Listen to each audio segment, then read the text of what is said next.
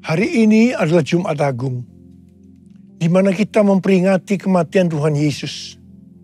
Kita akan merenungkan kembali kasih Tuhan Yesus yang luar biasa yang diberikan kepada kita semua. Saya mau mengatakan sesuatu kepada saudara, bahwa apapun yang kita alami hari-hari ini dalam pandemi COVID-19 dan krisis ekonomi, kita harus tahu bahwa Tuhan Yesus sangat-sangat mengasihi kita semua. Yang paling penting kita harus mengerti bahwa kasih Tuhan Yesus kepada kita adalah supaya kita diselamatkan.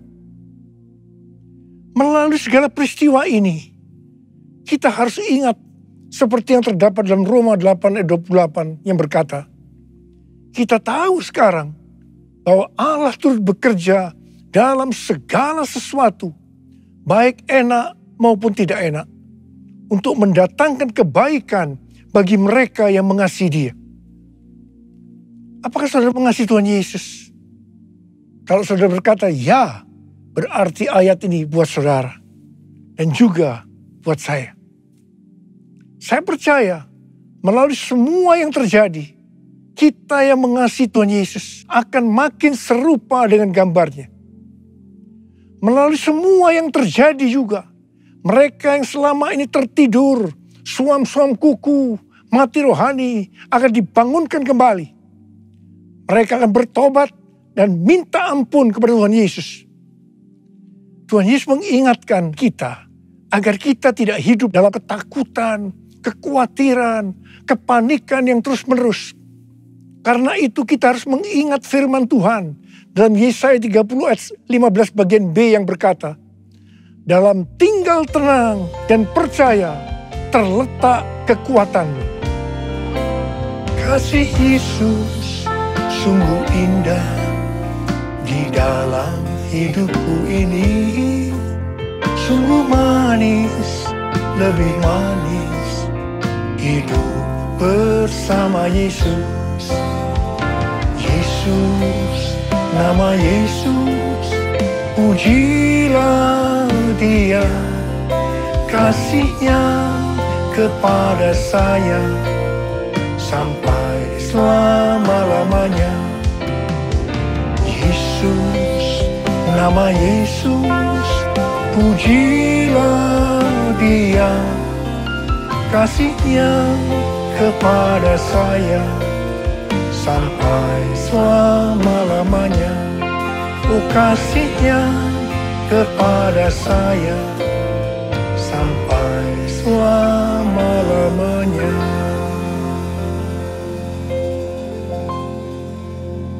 Alkitab berkata, Yesus mati karena dosa-dosa kita. Dia dikuburkan, tetapi pada hari yang ketiga Dia dibangkitkan. Alkitab berkata, semua orang telah berbuat dosa dan telah kehilangan kemuliaan Allah. Upah dosa ialah maut, mati kekal selama-lamanya. Tempatnya di neraka. Neraka adalah tempat yang sangat mengerikan. Jangan sampai masuk neraka. Karena itu Tuhan Yesus datang ke dalam dunia ini untuk menyelamatkan kita semua.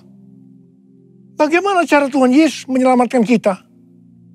Alkitab berkata, Tuhan Yesus yang tidak mengenal dosa, dijadikan dosa oleh karena kita. Supaya di dalam Dia, yaitu mereka yang percaya kepada Tuhan Yesus, dibenarkan oleh Allah. Apa arti daripada ayat ini? Tadi dikatakan, semua orang telah berbuat dosa dan telah kehilangan kemuliaan Allah. Upah dosa ialah maut, mati. Jadi Tuhan Yesus harus mati menggantikan saudara dan saya. Kalau kita melihat cara mati Tuhan Yesus, saya katakan sangat-sangat tidak manusiawi.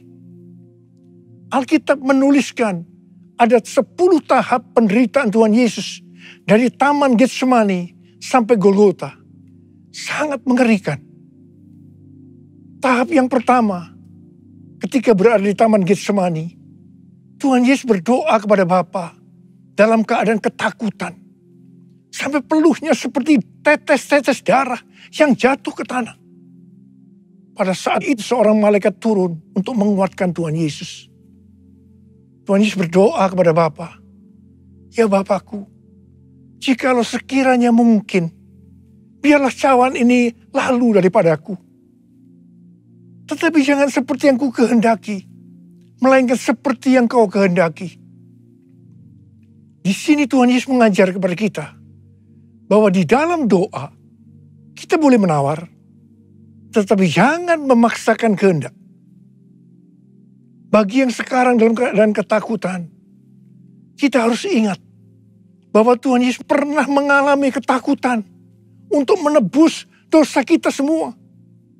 Karena itu datanglah kepada Tuhan Yesus. Dia pasti mampu dan mau menolong kita semua.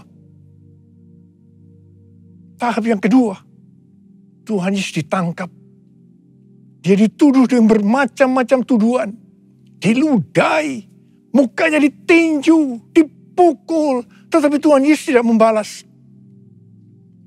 Di sini Tuhan Yesus mempraktekkan apa yang diajarkan kepada kita. Agar kita mengasihi dan berdoa bagi orang-orang yang membenci kita.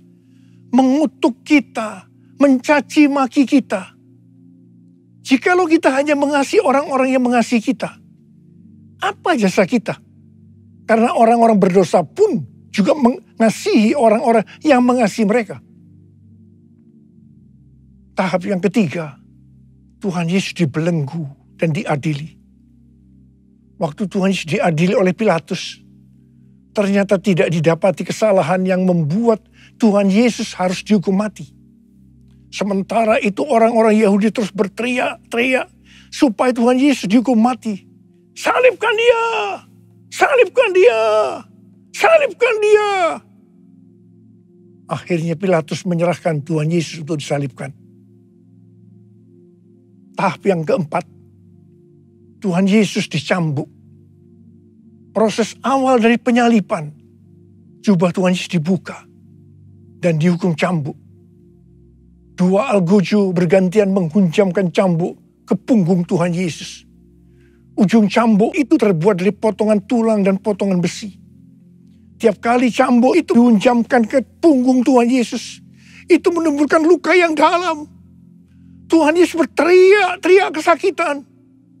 Darah Tuhan Yesus bercucuran. Tuhan Yesus bermandikan darah. Tahap yang kelima, kepala Tuhan Yesus diberi mahkota duri. Duri ditancapkan di kepala Tuhan Yesus dengan cara dipukul. Sakitnya luar biasa. Darah bercucuran. Tahap yang keenam, Tuhan Yesus memikul salib. Dalam kesakitan, berlumuran darah, ditambah semalaman Tuhan Yesus tidak tidur. Tuhan Yesus harus memikul salibnya. Tuhan Yesus jatuh, bangun karena tidak kuat. Maka Simon dari Kirene disuruh menggantikannya. Tahap yang ketujuh, tangan dan kaki Tuhan Yesus dipaku. Sakitnya luar biasa. Darah bercucuran. Tahap yang ke-8, Tuhan Yesus digantung di atas kayu salib. Pada saat itu Tuhan Yesus menderita secara lahir maupun batin. Secara lahir, dia merasakan sakit yang luar biasa di sekujur tubuhnya. Dan juga merasa sesak karena ada cairan yang menekan jantungnya. Secara batin, Tuhan Yesus menderita karena Tuhan Yesus melihat semua orang yang lalu lalang menghujat dia. Ahli-ahli Taurat, tua-tua, imam-imam menghujat dia. Bahkan salah satu penjahat di sebelahnya juga ikut menghujat. Tahap yang ke-9, Tuhan Yesus merasa ditinggalkan oleh Bapa.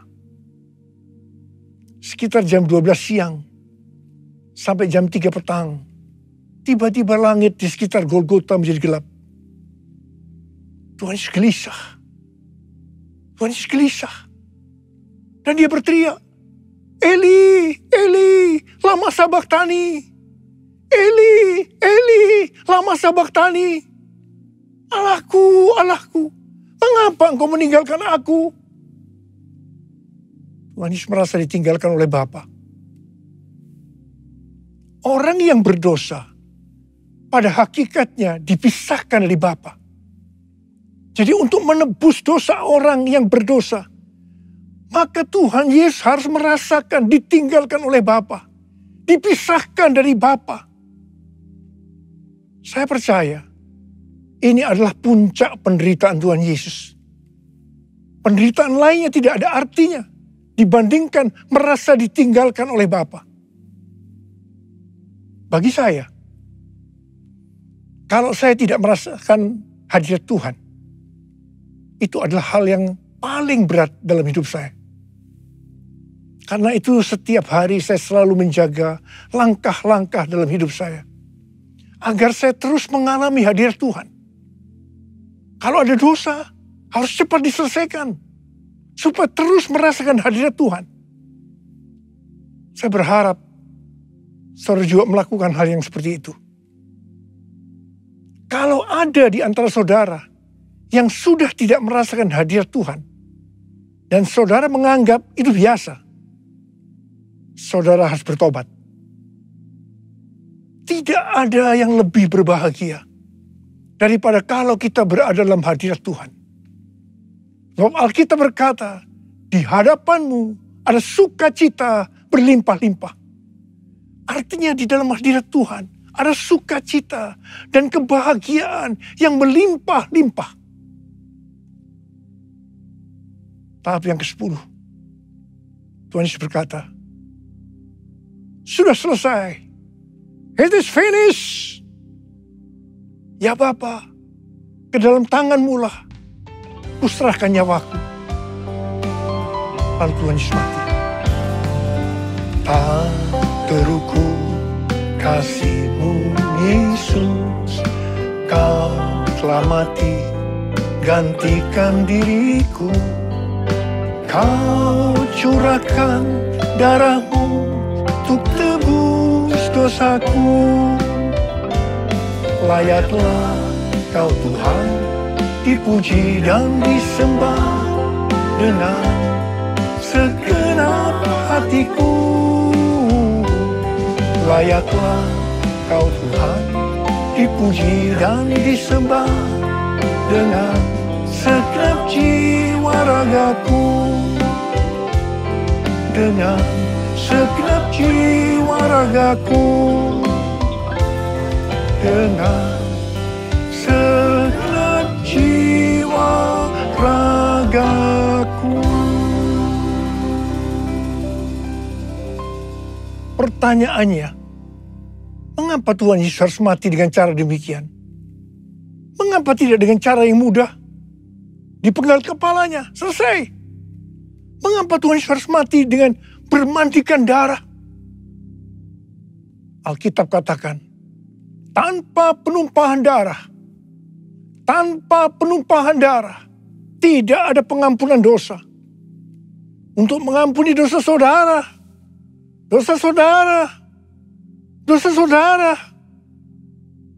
dan dosa saya, Tuhan Yesus harus mati dengan cara demikian.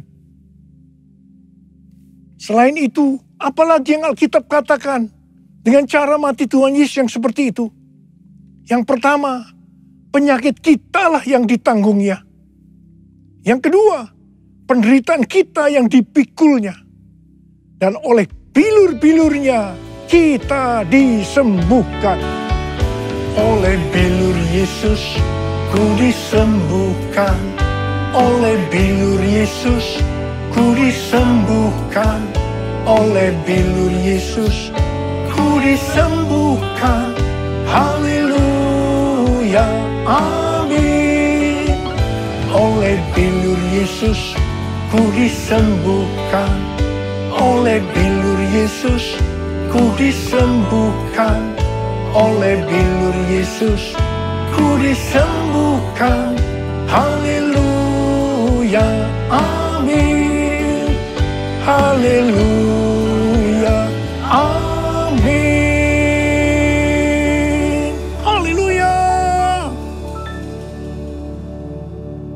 Yesus mati karena dosa-dosa kita. Dia dikuburkan.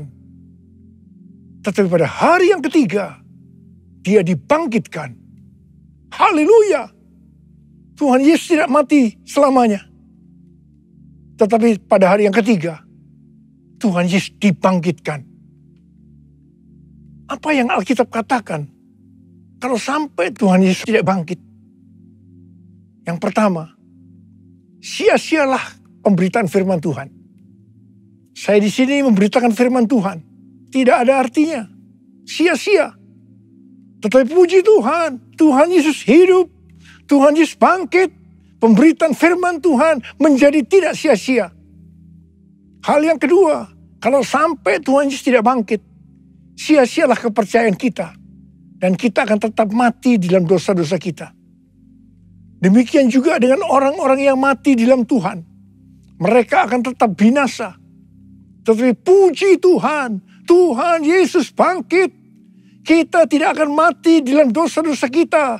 Tetapi kita akan bersama-sama dengan Tuhan Yesus selama-lamanya. Haleluya.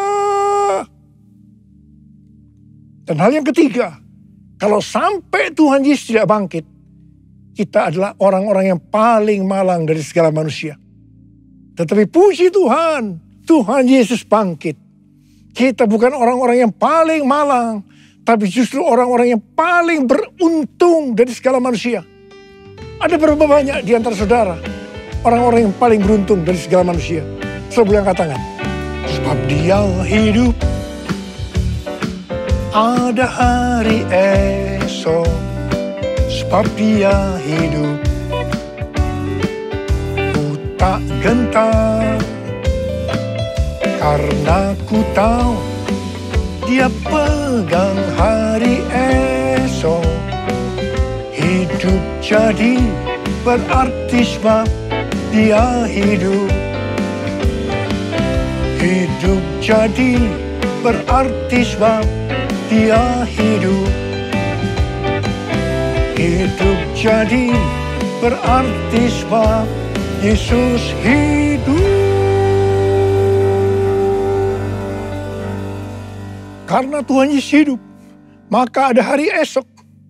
Karena Tuhan Yesus yang pegang hari esok saudara dan saya, dia hidup. Dia berkata kepada kita, jangan kamu takut, jangan kamu khawatir, jangan kamu panik. Karena Tuhan Yesus hidup, maka mujizat-mujizat yang dilakukan oleh Tuhan Yesus 2000 tahun yang lalu masih ada sampai dengan hari ini.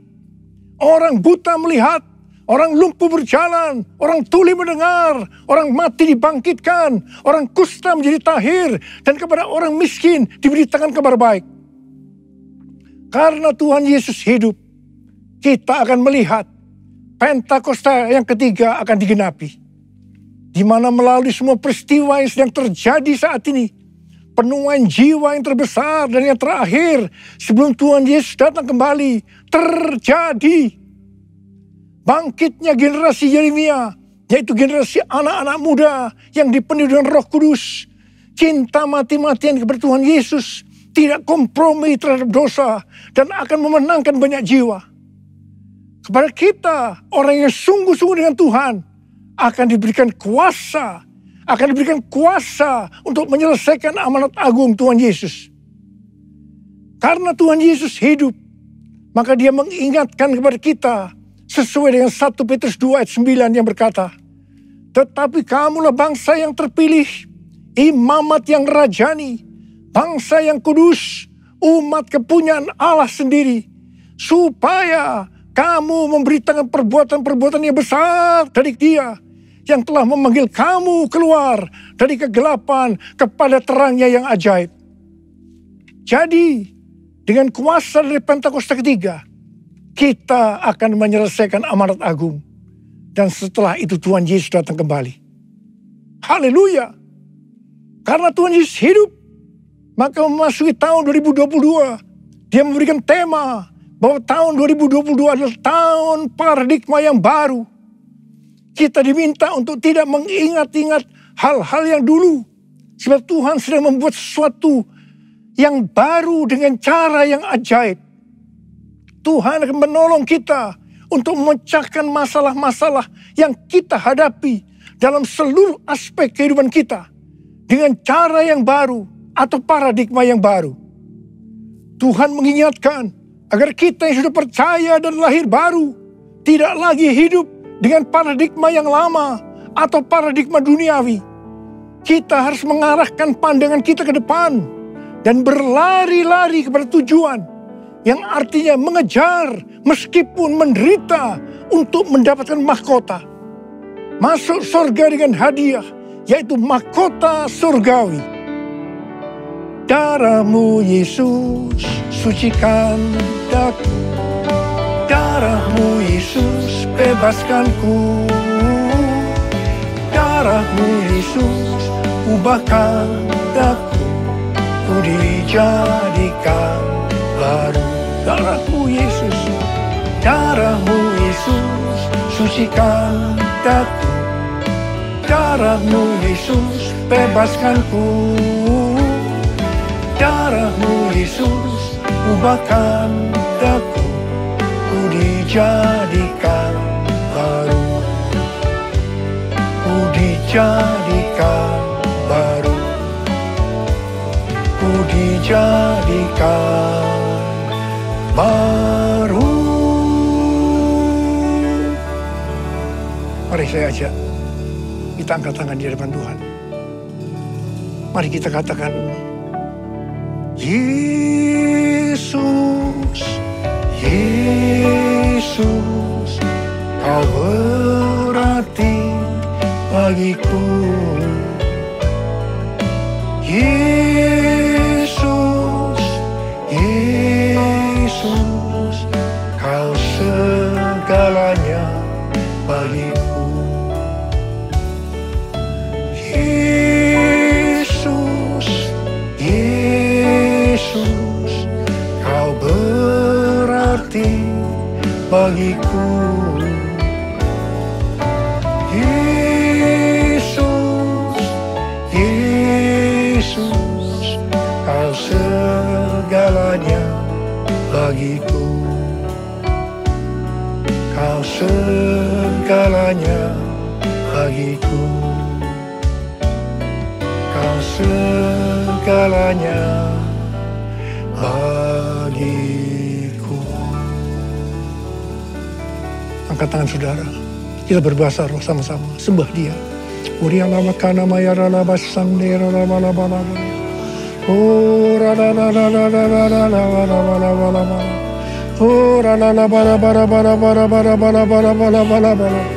Oh Tuhan Yesus, Tuhan Yesus, Tuhan Yesus. Oh bala, berkati anak-anak-Mu Tuhan. Berkati anak-anak-Mu semua. Mereka sedang mengangkat tangan di hadapan Tuhan. Berkat-Mu melimpah buat mereka. Berkat-Mu melimpah. Terima berkat Tuhan. Terima berkat Tuhan. Terima berkat Tuhan. Terima kasih. Tuhan terima kasih. Tuhan terima kasih. Tuhan terima kasih. Tuhan terima kasih dalam nama Yesus. Amin.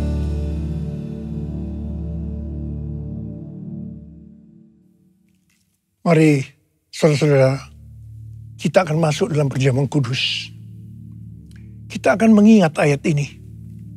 Sebab setiap kali kamu makan roti ini dan minum cawan ini, kamu memberitakan kematian Tuhan sampai Ia datang. Perjamuan kudus adalah perjamuan Tuhan Yesus sendiri. Setiap kali kita masuk dalam perjamuan kudus, Tuhan Yesus selalu berkata, biarlah ini menjadi peringatan akan daku. Peringatan akan daku. Karena itu mari arahkan hati kita kepada kebaikan Tuhan. Kita akan mengingat kebaikan Tuhan. Supaya kita lebih mengasihi Tuhan Yesus.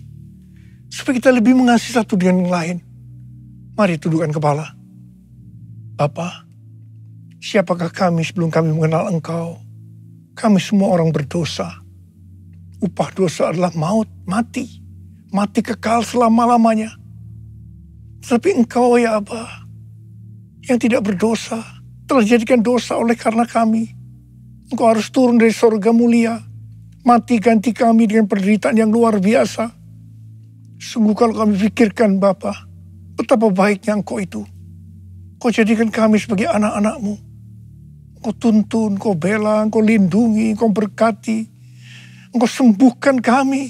Engkau tegur kalau kami salah, ya Aba. Itu Engkau ya Aba, itu Engkau. Tuhan akan memberkati kita semua melalui perjamuan kudus. Tapi Tuhan mau kita makan dan minum dengan cara yang benar. Karena itu masing-masing kita introspeksi. Mari kita periksa diri kita saat ini. Kalau Tuhan ingatkan ada dosa yang belum diselesaikan, langsung kita minta ampun. Minta ampun di hadapan Tuhan.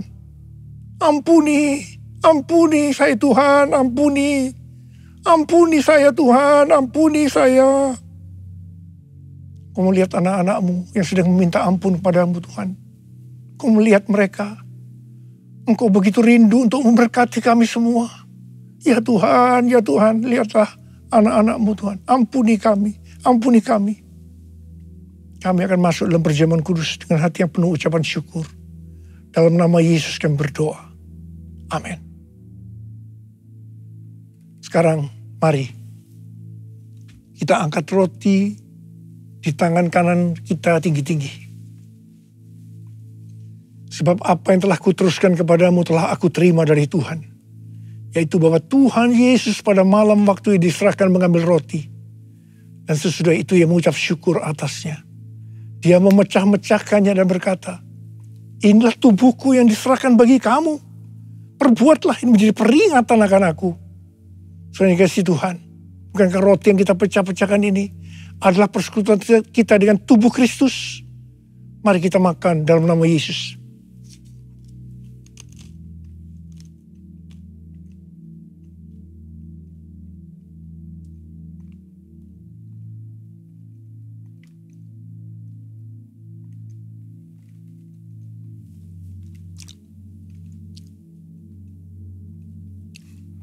Angkat cawan di tangan kita tinggi-tinggi. Demikian juga yang mengambil cawan sesudah makan lalu berkata, cawan ini adalah perjanjian baru yang dimeteraikan oleh darahku. Perbuatlah ini setiap kali kamu meminumnya menjadi peringatan akan aku. Saudara dikasih Tuhan, bukankah cawan pengucapan syukur yang atasnya kita ucapkan syukur adalah persekutuan kita dengan darah Yesus? Mari kita minum dalam nama Yesus.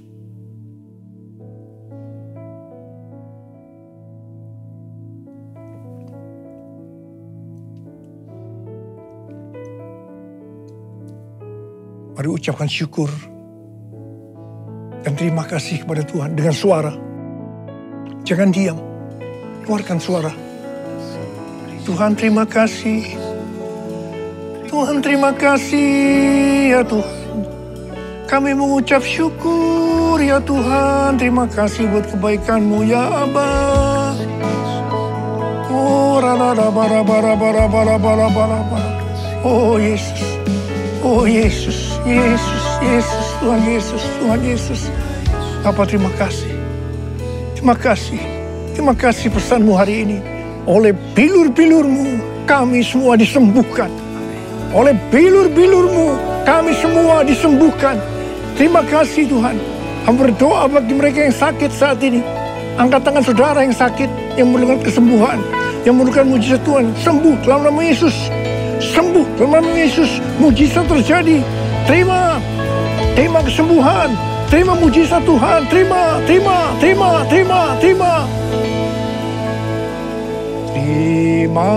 kasih Yesusku, terima kasih Yesusku. Puji syukur hanya bagi Tuhanku. Terima kasih Yesusku. Terima kasih Yesusku, puji syukur hanya bagi Tuhanku. Terima kasih Yesusku, terima kasih Yesusku, puji syukur hanya bagi Tuhanku. Terima kasih Yesusku, terima kasih Yesusku. Puji syukur hanya bagi Tuhanku.